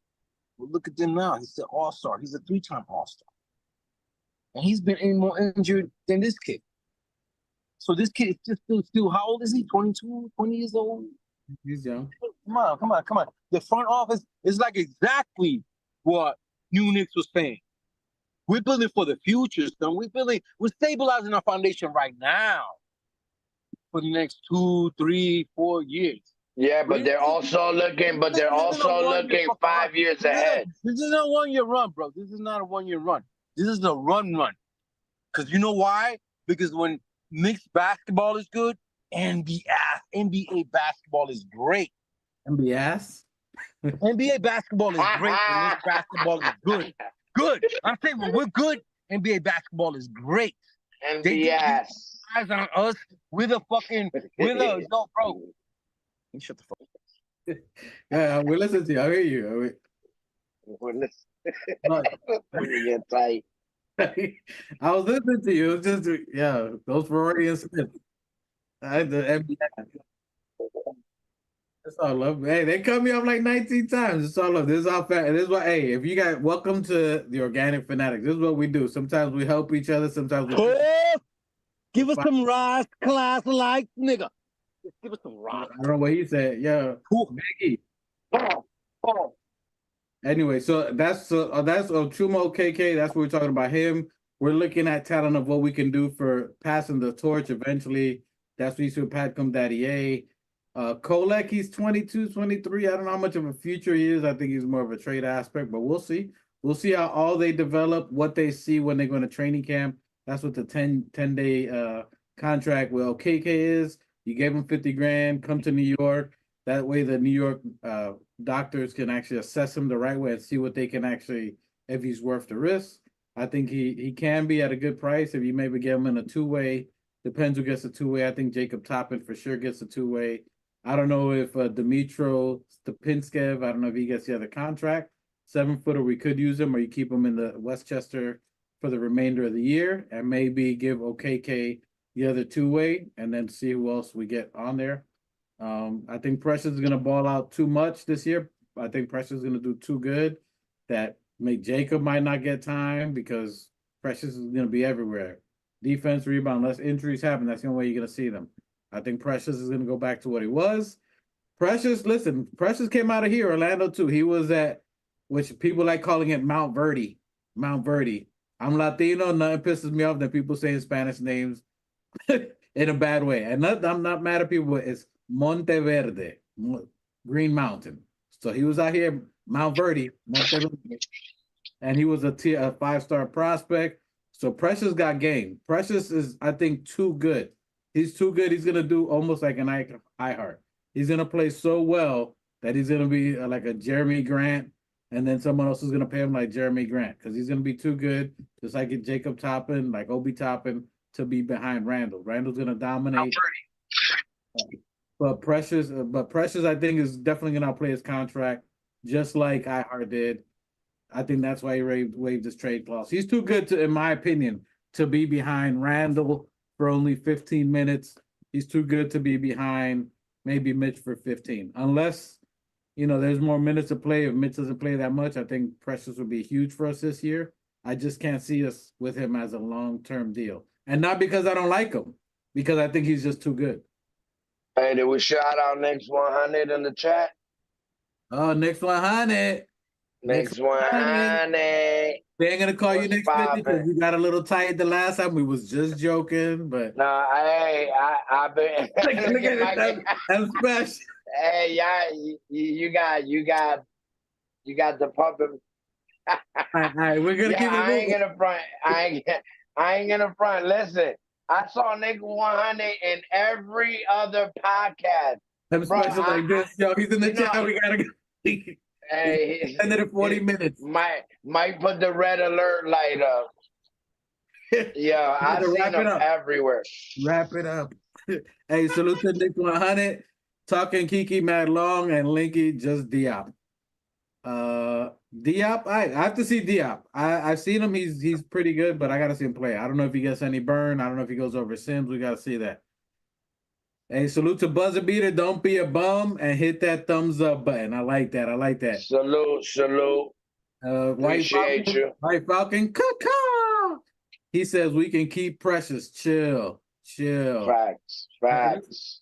The whole video that you see here is Precious. Yeah, listen, I'm all about Precious. I love him. I think he's just he wants the ring. Precious. Yeah, I stepped out for 2 minutes. What was going on? What's up? We just back. We're giving some shout outs to everybody in the chat. Salute to King Ribby.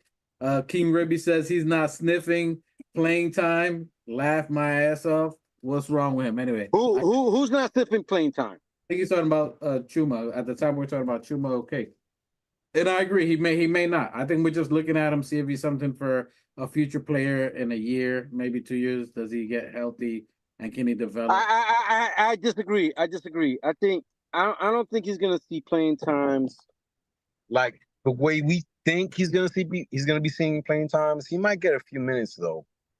He might get a few minutes. I wouldn't doubt Phipps because throws him in. He has to because he's in a even if it's a 10-day contract. I would imagine management would want to play him a little bit, even just to get his feet wet and see what he can do.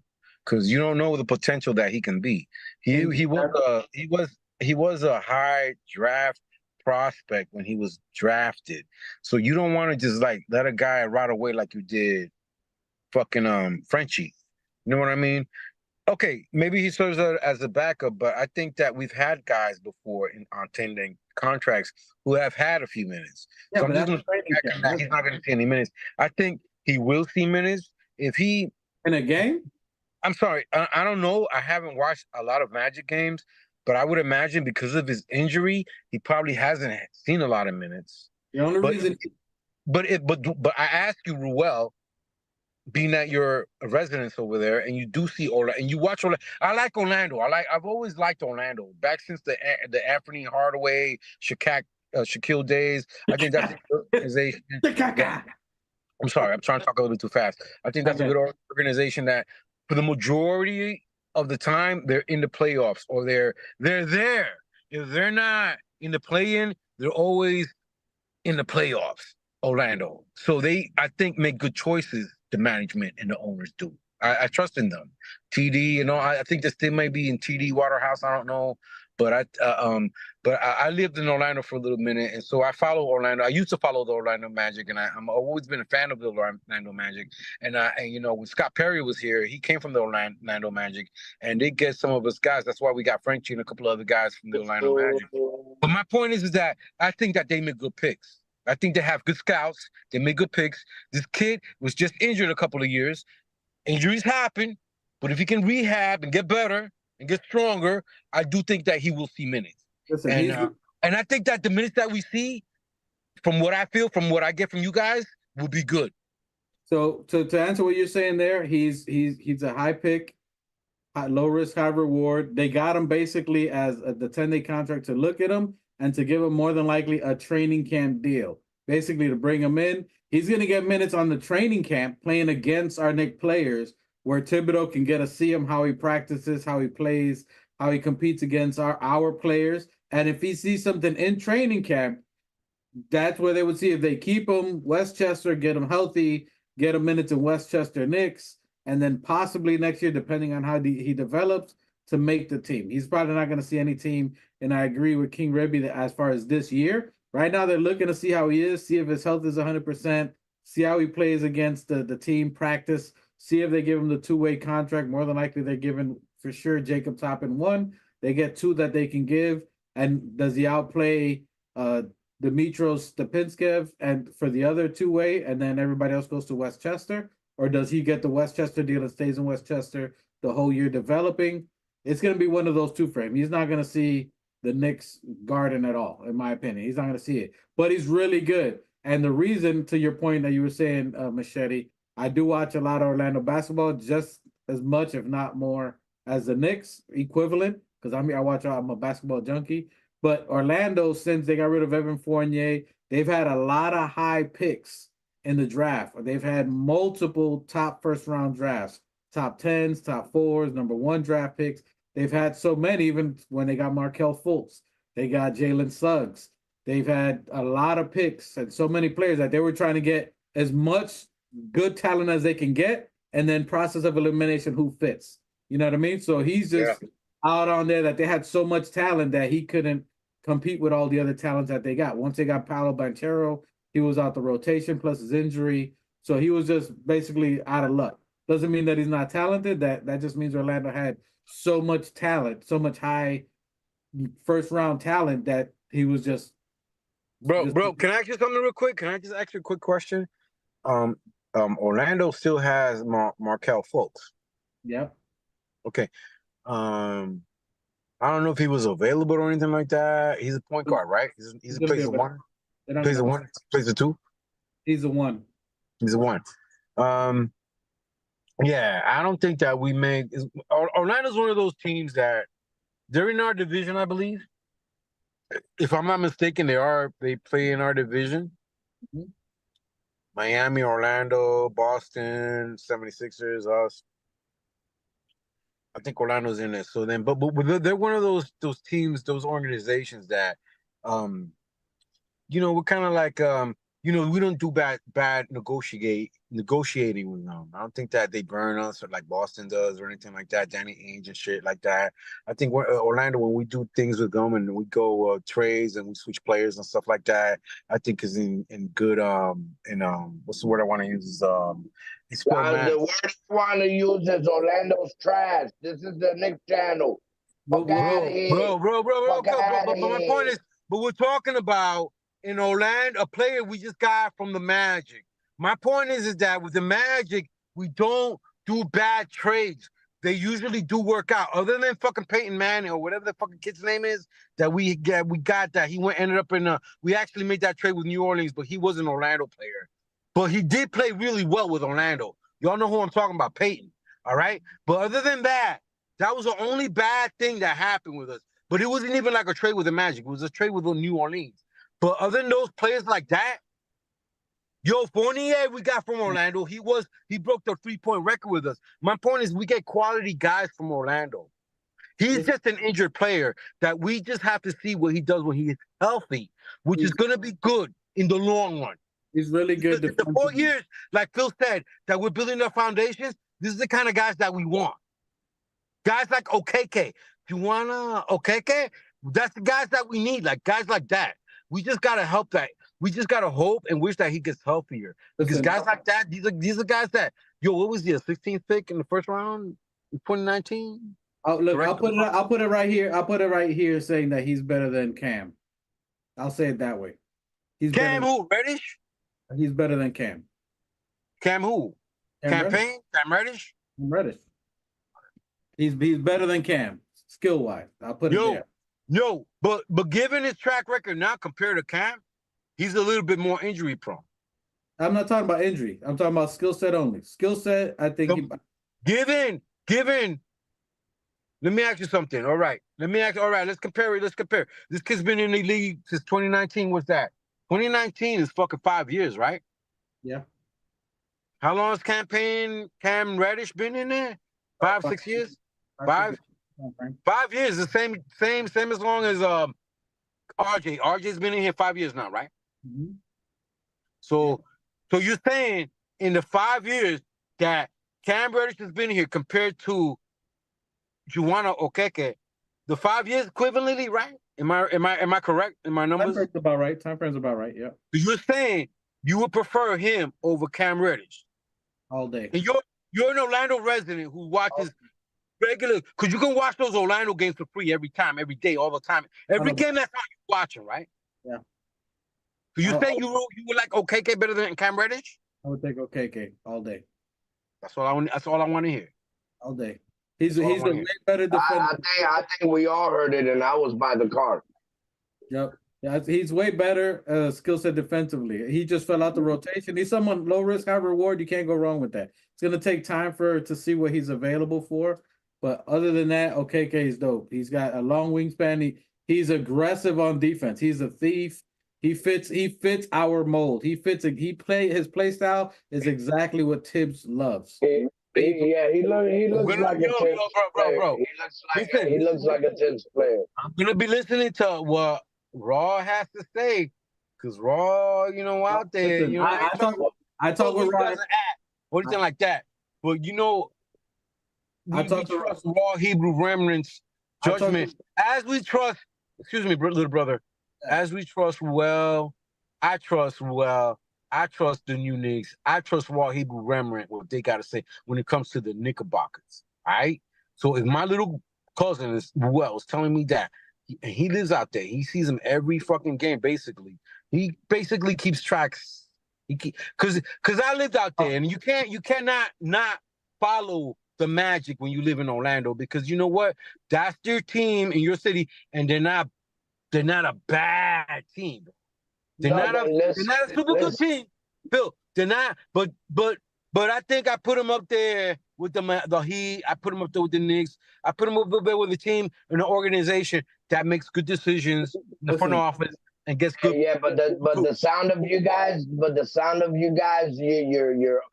You're over emotionally invested right now. We don't know if he could be a future trade piece. Yeah, I mean, yeah, it sounds good and all of that, and I trust the front office, to build it like any good business owner. They don't look at 1, 2, 3, 4 years. They look 5 and 10 years down the line.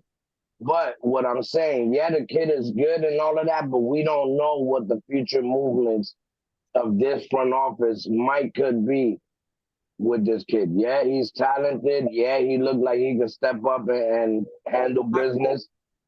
Yeah, I mean, but the front office, they're doing it nobody wants him right now because of his health. So Knicks taking a gamble, giving him the 50 grand. They're doing what they're trying to, like what they do with everybody else, build his value up. Low risk, high reward. That's like all you're saying, they're gonna have to show what he can do, whether Westchester, whether trading, build his value up to either keep him or trade him, like you're saying. So it's a possible, but from what I've seen, from what I see his skill set, he fits what Knicks look for. You know what I mean? He's he does.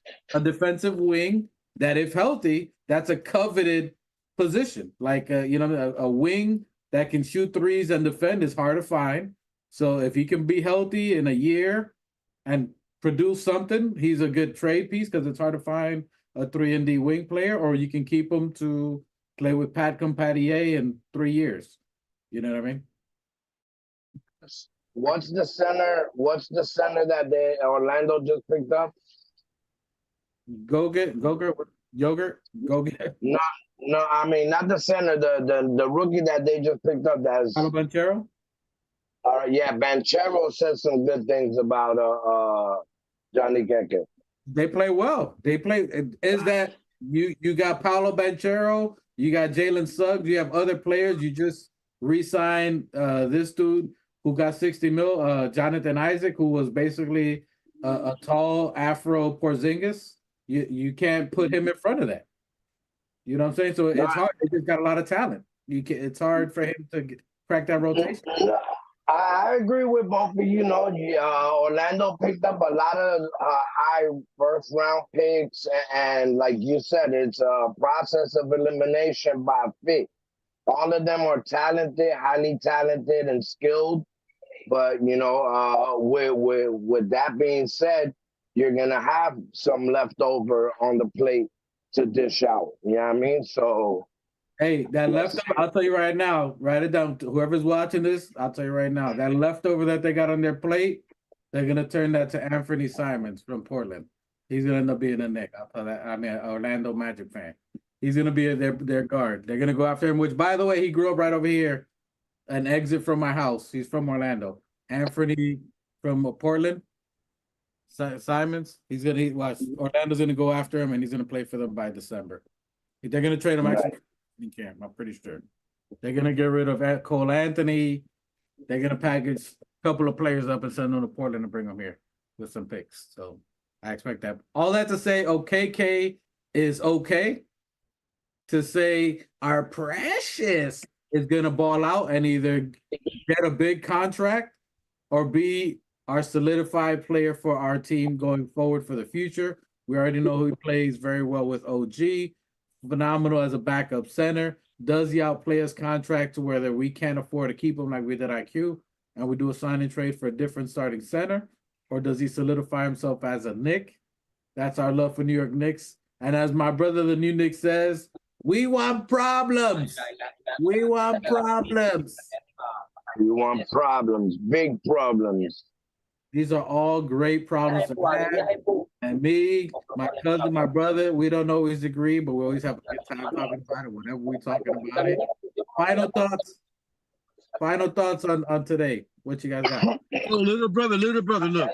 Hey, something.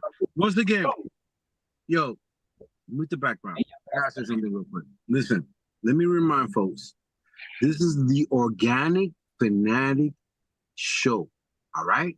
This is produced by the New Knicks, hosted by Ruel Castle King, hosted by Machete G. We are T-O to the fucking F, right? This is who we are, bro. We are diehard Knicks fanatics. I'm foaming at the mouth, bro. I'm foaming at the mouth because let me tell you something. We've been Knicks fan. I've been a Knicks fan. I was born in 1970 when we won. We won last time. The new Knicks was born in 74, 73 when that shit happened.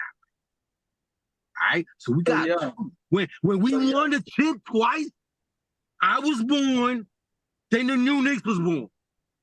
So we die hard Knicks fan. We die hard fan. We are from Manhattan, New York City. We were born in St. Luke's General Women's Hospital, St. Luke's Women's Hospital in Upper West Side. We're Manhattan. Yo, why don't you give Marcelo? Yo, all nine of us, all nine cousins and families and brothers were born in Upper Manhattan. We're die-hard Manhattanites.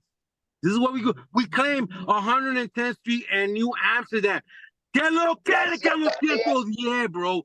Que lo que with 110th Street. Upper West Side. All right, give me that.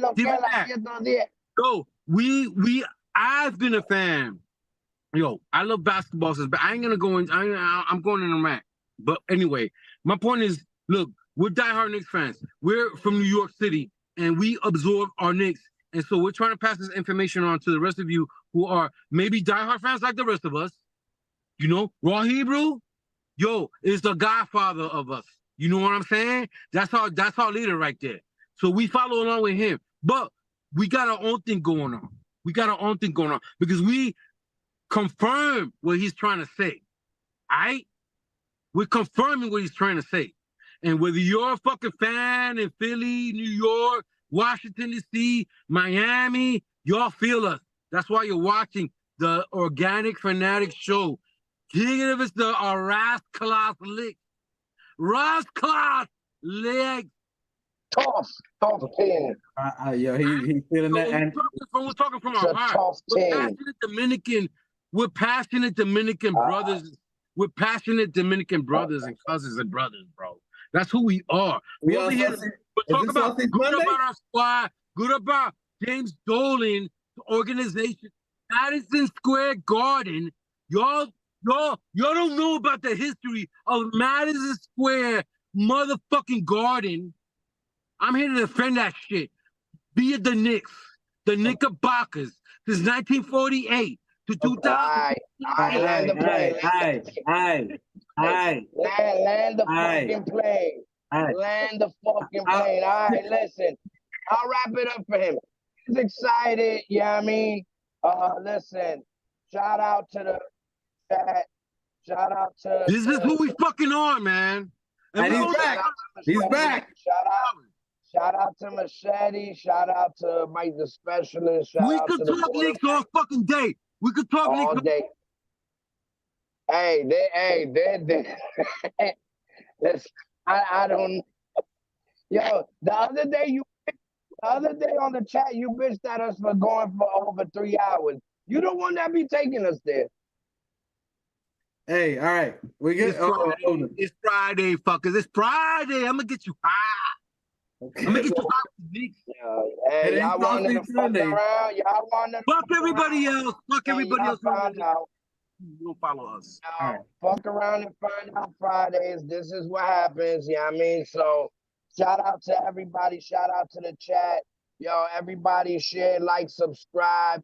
Get us to 500 so we can get that merch out there for y'all. All love to everybody. You know what I mean? Tough show. Tough team. Appreciate you guys. Appreciate my cousin who's always giving a passionate conversation. He actually wrote the let me not even go there. He wrote the speech for MLK. Hey. Yo, bro. I wish. Oh boy, I wish. I bought him back in. I bought him back in. Time out. Shouts out to my hero, Martin Luther King. Every Martin Luther King birthday, get the essential speeches of Martin Luther King and play it on his birthday. Shouts out to MLK. Thank you, Dwight.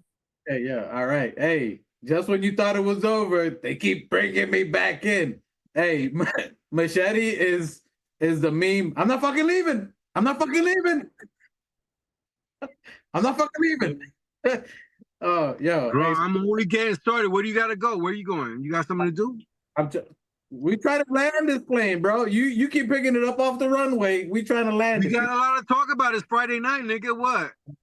Oh my God. Listen, Dude, we've only been talking an hour. I only have an hour and 16 minutes on my fucking Zoom, bro. you said an hour, 68 minutes? 16. I'll, Excuse my slur. hey, we're almost at 2 hours. I got kids I gotta feed. Look at this dude. Anyway, y'all wildin'. Hey, salute to everybody. Hey, let's get us in your beef. Yes. And if you guys know, Raw Hebrew is a friend of the show. That's my brother from another mother, same father, the Most High. I chill with him. We go to the gun range all the time. My boy is always on point. So he's on it. He doesn't know too much about Chuma because he's a homer. He went off on a rant today. He said, if you talk about anybody but Jacob Toppin, he's gonna block you. You don't go to his chat. He's gonna report you to Facebook. Don't talk about anybody that's not on the Knicks channel right now. He ain't feeling no Kiki just yet. He might warm up to him, but right now, he hasn't. Hey, I'm gonna agree with him. We definitely got to talk about Toppin next. Facts. Toppin is definitely one. We appreciate you guys. Senior Beef, appreciate you on there. Buzzer Beater says, y'all ninjas remind me of my drunk uncles on Christmas time and the drinking table. Listen, it's hey, as long as are you not entertained? If you're entertained, Hey, wait for Sunday. Wait for a saucy smoke sober Sunday, because some of us are saucy, some of us are smoky and saucy, and some of us are sober. But we get it in on Sundays. Y'all tune in live at 5. Check us out. Stay tuned. Subscribe. You know what it is. Yo, Ruel, last words. That's it. We out of here. Appreciate you guys. Salute to the chat replay gang. The Organic Fanatics, we all love you guys. Appreciate you guys. Salute to Still Knicks Fan TV. Salute to Raw Hebrew Remnant. Salute to Alan Hahn. All the other shows out there. We appreciate you guys. Let's get it. M Specialist, the man. Borinque, take us out of here. One thing real quick. I ain't got just. Yo, shout out to Ron. Shout out to Ron and Still Knicks fans. Yo, shout out to everybody who is a Knicks fan. And he's gone. All right. Hey, I don't know how that happened. You guys tune in on Sunday. We got him gone. Thank Sunday you, at 5. Sunday at 5. Hey.